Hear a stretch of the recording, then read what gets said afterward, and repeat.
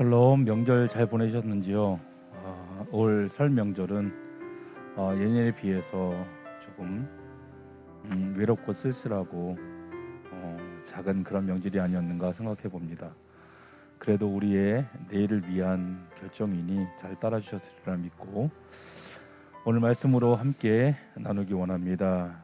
마태복음 9장 9절로부터 13절에 있는 말씀입니다. 우리 함께 하나님 말씀 읽도록 하겠습니다. 예수께서 그곳을 떠나 지나가시다가 마태라는 사람이 세관에 앉아 있는 것을 보시고 이르시되 나를 따르라 하시니 일어나 따르니라.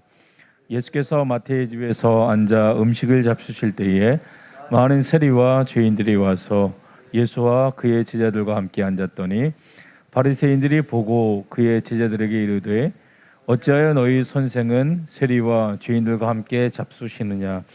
예수께서 들으시고 이르시되 건강한 자에게는 의사가 쓸데없고 병든 자에게라야 쓸데있느니라. 너희는 가서 내가 긍휼을 원하고 제사를 원하지 아니하노라 하신 뜻이 무엇인지 배우라. 나는 의를 부르러 온 것이 아니요 죄인을 부르러 왔노라 하시니라. 아멘. 네. 예수께서 친구들의 믿음을 보시고 중풍병자를 고치신 후에 이동하시다가 세관에 앉아 있는 세리 마태를 보게 되었죠. 그리고 마태를 제자 삼기 위해서 그에게 말씀하십니다. 나를 따르라. 그렇게 말씀하시니 마태가 이런 방구하지 않고 일어나 따랐다고 성경은 기록하고 있습니다. 그 후 마태가 본인의 집에서 예수를 초청하여서 음식을 나누는데 그곳에는 예수와 그 예수의 제자들만 있었던 것이 아니라 많은 세리들과 죄인들이 함께 하였다라고 성경은 이야기합니다. 마태가 자발적으로 한 것인지 아니면 예수께서 마태에게 부탁하신 것인지는 모르겠으나 어쨌든 중요한 것은 예수와 제자들이 세리들과 죄인들과 함께 식사하는 자리에 앉아 있었다는 것이죠. 그 모습을 보게 된 바리새인들이 예수의 제자에게 비난하며 이야기를 하고 있습니다. 어째서 너희 선생은 세리와 죄인들과 함께 식사를 하는 그 자리에 앉아 있는가? 라고 말입니다.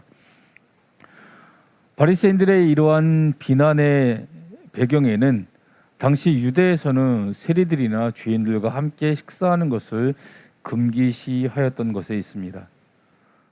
초록은 동색이라는 당시 유대에서는 초록은 동색이라는 말처럼 바리새인들의 눈에는 예수 또한 세리와 죄인들과 같은 부류로 생각할 수밖에 없었던 것입니다. 세리와 죄인들과 함께 식사하는 예수와 그 제자들 또한 같은 부류가 아닌가라고 여길 수밖에 없었던 것이죠. 바리새인들이 제자들에게 항의하듯 하는 그러한 이야기를 듣게 된 예수는 다음과 같이 말씀하시죠. 12절과 13절 말씀 우리가 함께 읽겠습니다. 예수께서 들으시고 이르시되 건강한 자에게는 의사가 쓸데없고 병든 자에게라야 쓸데있느니라. 너희는 가서 내가 긍휼을 원하고 제사를 원하지 아니하노라 하신 뜻이 무엇인지 배우라.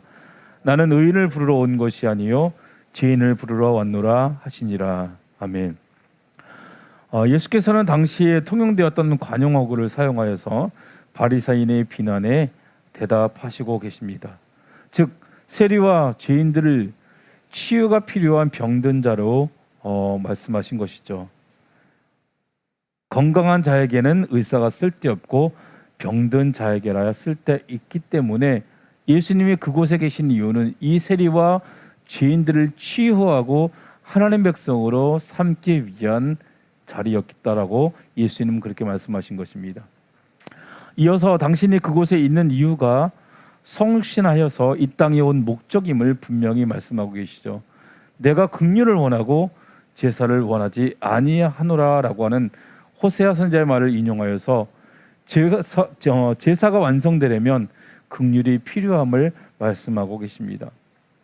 하나님께서 당신의 백성에게 제정하신 제사법에는 백성들을 향하신 하나님의 긍휼하심이 있다는 것을 바리새인들은 온전히 깨닫지 못했던 것 같습니다. 긍휼이 필요한 사람은 자신이 죄인인지 모르는 바리새인이나 당시 종교 지도자들이 아니라 배척당하고 소외당하는 세리들과 죄인들임을 이야기하고 있는 것입니다.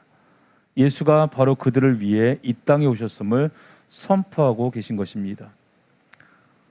예수는 마태를 보았습니다. 그는 세리였습니다. 유대인들은 세리를 사람 취급도 하지 않았습니다. 예수는 세리 마태를 제자로 받아들였습니다.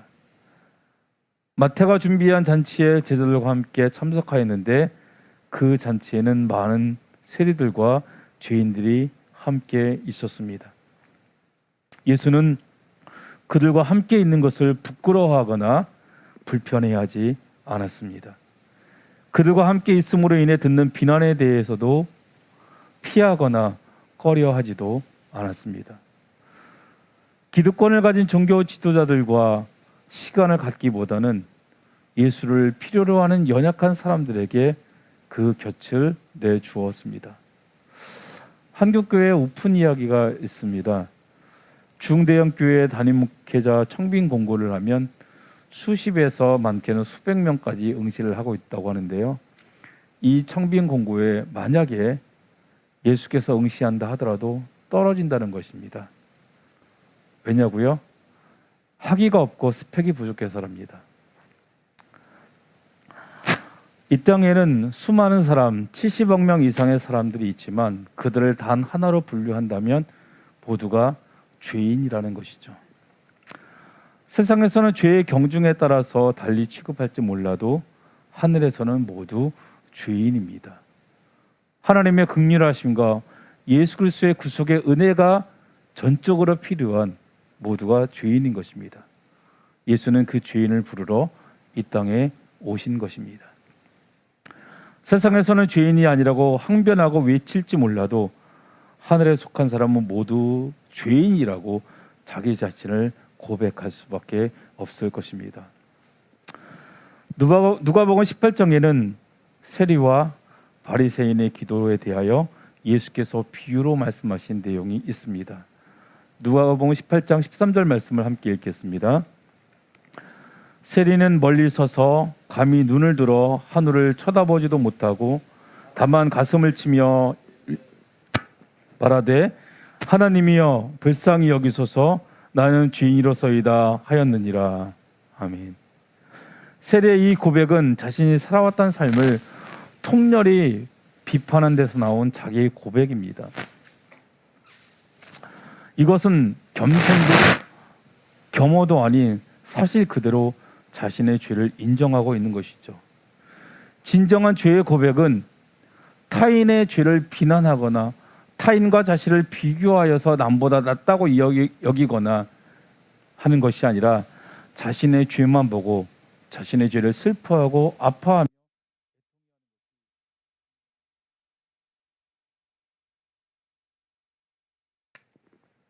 죄인일 것입니다.